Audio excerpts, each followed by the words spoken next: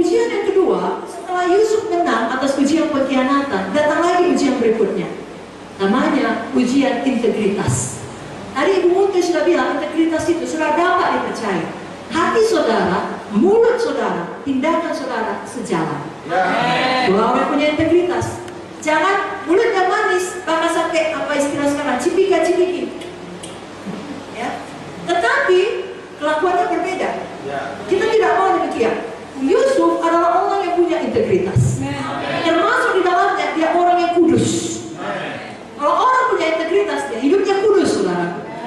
Tahu saudara, Yusuf ini tentunya merupakan orang yang memiliki banyak kualitas yang baik, sehingga Potifar percaya kepadanya. Seperti Ibu Munti tadi berkata, kalau mengerjakan pekerjaan pelayanan ada jam-jamnya, harus rajin, harus tekun, harus jujur, harus mau berkorban. Inilah yang dilakukan Yusuf. Lalu Potifar menyerahkan isi rumahnya kepadanya. 1 Korintus 4 ayat 2 juga berkata, yang akhirnya dituntut dari pelayan-pelayan yang demikian adalah mereka ternyata dapat dipercayai. Mari pegang hati saudara, katakan, saya dapat dipercayai. Amin. Artinya begini, kalau ada kesempatan buat dosa, saudara tolak. Takut akan Tuhan, Bu Amsal berkata, membenci kejahatan, membenci dosa. Itu orang yang punya integritas.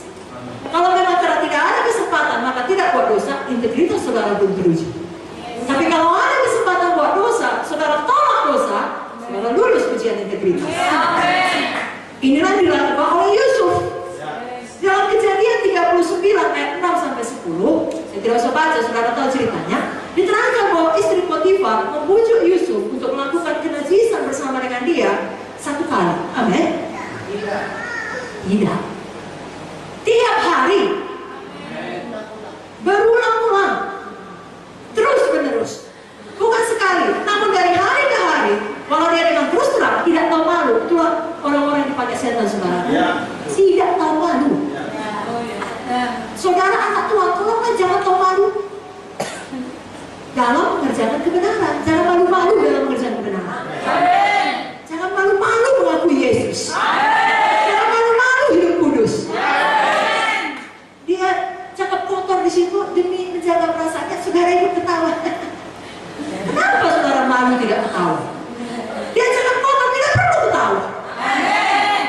Saudara memang harus jadi terang. Nah, istri Potifar menggoda Yusuf. Ada kesempatan untuk berbuat dosa. Semua bilang ada. Tapi Yusuf berkata tidak.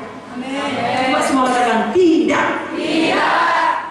Banyak orang kita pikir baik, datang kesempatan, ketahuan aslinya yang jahat. Yusuf ini terbalik. Dipikir orang dia anak manja, datang kesempatan buat dosa, apalagi Yusuf elok parasnya. Ya, kalau kita menuliskannya, datang kesempatan buat dosa, nampak aslinya yang kudus, aslinya yang baik.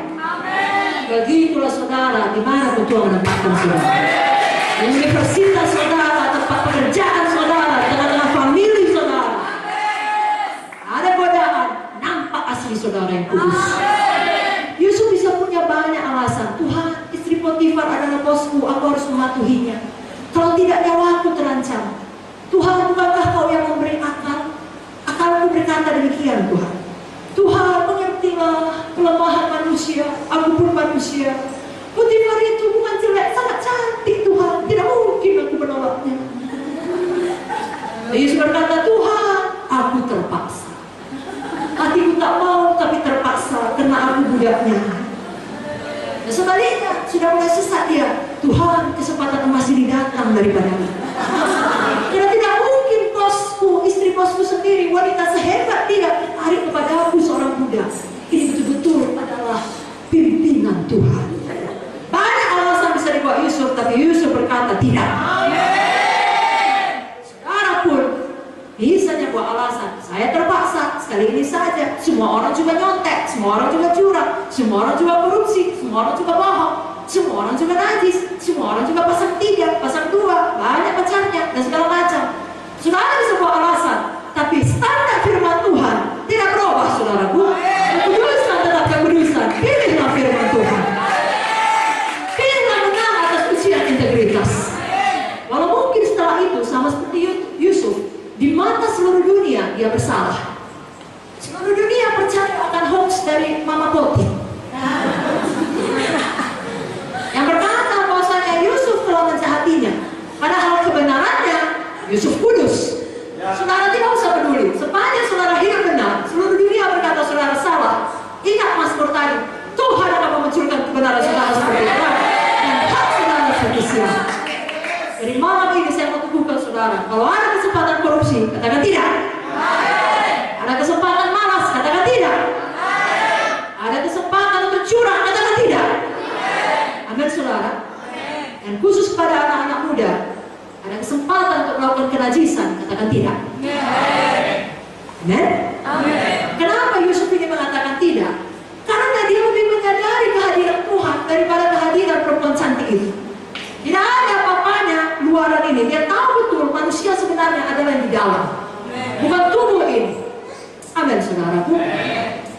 Itu sebabnya Yusuf menang. Saudara sadari kehadiran Tuhan.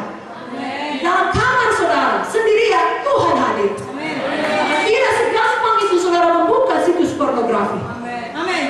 Kamu mengerti? Kalau menyadari kehadiran Tuhan, kalau kelihatannya tidak ada manusia yang melihat, tapi Tuhan itu ada sama dengan saudara. Yang maha hadir. Dan buku Amsal pasal yang ke-15 mengatakan mata Tuhan ada di segala tempat, mengawasi yang baik dan yang jahat, pilihlah golongan yang baik. Amin saudara. Anak-anak muda jangan berzina.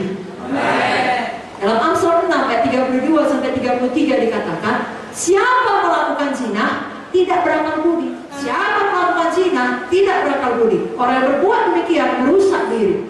Nah, ayat 33 ini tadi itu ditabur, apakah tuayannya sisa dan cemooh diperolehnya, malunya tidak terhapuskan. Sekali lagi dengan kasih pada pemuda-pemudi, jangan inginkan sesuatu belum saatnya. Di dalam hidup ini ikuti urutannya.